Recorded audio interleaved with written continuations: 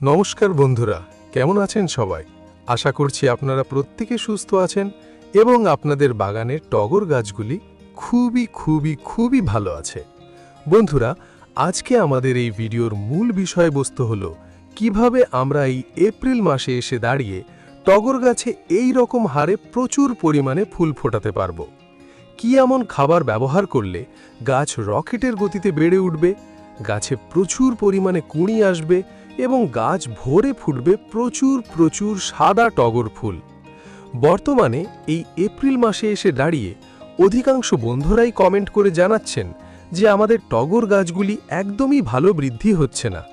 কেউ কমেন্ট করছেন গাছ একদমই ঝাঁকড়া হচ্ছে না, গাছে একদমই কুঁড়ি আসছে না, কুঁড়িগুলি আস্তে আস্তে হলুদ হয়ে ঝরে যাচ্ছে, পাতা ফ্যাকাশে বা হলদেটে হয়ে যাচ্ছে। এই প্রভৃতি নানান ধরনের সমস্যা দেখা দিচ্ছে আমাদের ছাদ বাগানের টগর গাছগুলিতে। আপনাদের ছাদ বাগানেও যদি এই সমস্ত যাবতীয় সমস্যা দেখা দেয়, তবে আজ আমি আপনাদের একটি ম্যাজিক খাবারের কথা বলবো। এই ম্যাজিক খাবারটি যদি গাছে ব্যবহার করেন, তবে সমস্ত রকম সমস্যার সমাধান হবে। গাছ ঝাঁকড়া হবে, গাছ রকেটের গতিতে বেড়ে উঠবে, গাছে প্রচুর কুঁড়ি আসবে এবং গাছ ভরে উঠবে ফুলে ফুলে। তো বন্ধুরা, আপনাদের প্রত্যেকের কাছে একটি অনুরোধ, ভিডিওটিকে স্কিপ না করে ভিডিওটিকে সম্পূর্ণ দেখবেন। চ্যানেলে কোনো নতুন বন্ধু হয়ে থাকলে অবশ্যই করে আপনারা আমার চ্যানেলটিকে সাবস্ক্রাইব করে রাখবেন। তো চলুন বন্ধুরা, বেশি দেরি না করে আজকের মূল ভিডিওটি শুরু করা যাক। আপনাদের মধ্যে অনেকের হয়তো ভুল ধারণা আছে যে শুধুমাত্র গাছে খাবার ব্যবহার করলেই গাছে ভরে প্রচুর পরিমাণে ফুল ফোটে। কিন্তু এটি বন্ধুরা একটি সম্পূর্ণ ভুল ধারণা। গাছে খাবার দেওয়ার পাশাপাশি গাছের বেশ কয়েকটি সাধারণ পরিচর্যা অবলম্বন করতে হবে। প্রথম পরিচর্যা হিসাবে টগর গাছে এত পরিমাণে ফুল পেতে হলে গাছকে সবার প্রথমে সরাসরি সূর্যের নিচে রাখুন।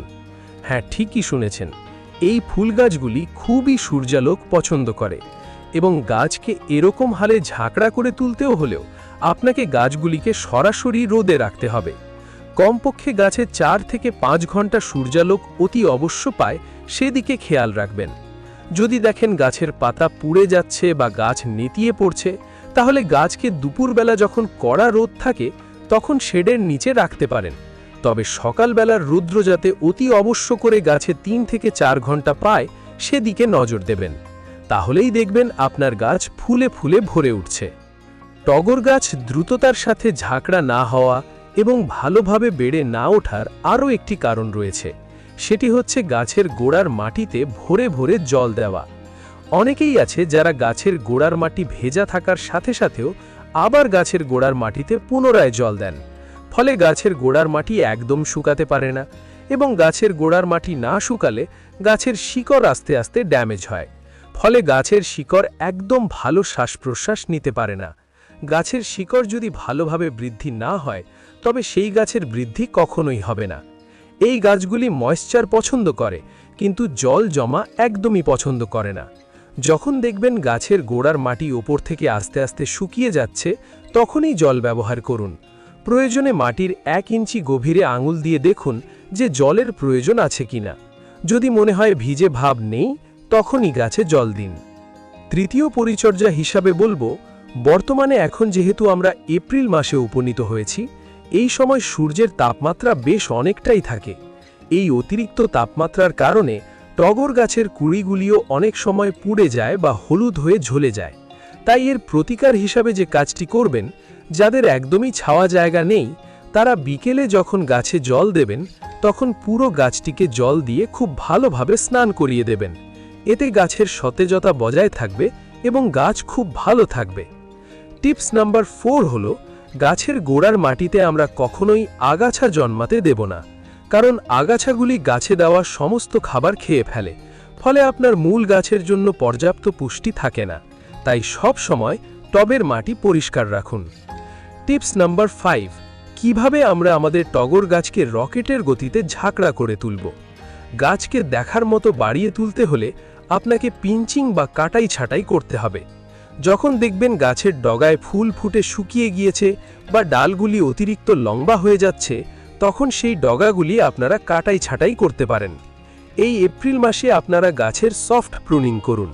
ডালগুলিকে ডগা থেকে কেটে দেবেন, ফলে সেখান থেকে আরও নতুন নতুন অনেকগুলো করে ব্রাঞ্চেস আসবে। মনে রাখবেন, যত বেশি গাছের নতুন ডাল হবে তত বেশি সেই গাছ থেকে আপনারা ফুল পাবেন। টিপস নাম্বার 6 হলো শুকনো ফুল গাছের রাখবেন না। টগর ফুল ফুটে যাওয়ার পর যখন সেটি শুকিয়ে যায় তখন সেই বোটা সহ শুকনো ফুলটি কেটে ফেলে দিন। গাছে শুকনো ফুল রাখা হলে গাছে ফাঙ্গাসের আক্রমণ হয় এবং গাছ নতুন কুঁড়ি আনার শক্তি হারিয়ে ফেলে। তাই ফুল শুকিয়ে গেলেই সাথে সাথে তা পরিষ্কার করে দেবেন। বর্তমানে এই অসময়ের বৃষ্টিতে গাছে প্রচুর পরিমাণে ছত্রাক বা ফাঙ্গাসের আক্রমণ হয়ে থাকে। এই ফাঙ্গাসের আক্রমণ যাতে আমাদের গাছে না হয় তার জন্য খুব ভালো মানের একটি ফাঙ্গিসাইড প্রয়োগ করতে হবে। 1 লিটার জলে 1 চামচ সাফ বা ব্লাইটক্স বা ব্যাভিস্টিন খুব ভালোভাবে মিশিয়ে সপ্তাহে 1 থেকে 2 বার প্রতিটি গাছে স্প্রে করবেন। বিশেষ করে বৃষ্টি হওয়ার পরপরই এটি প্রয়োগ করা খুব জরুরি। এখন আসি সেই ম্যাজিক খাবারের কথায়। টগর গাছে কি এমন খাবার ব্যবহার করলে গাছ রকেটের গতিতে বেড়ে উঠবে এবং গাছ ভরে ফুলে ভরে উঠবে?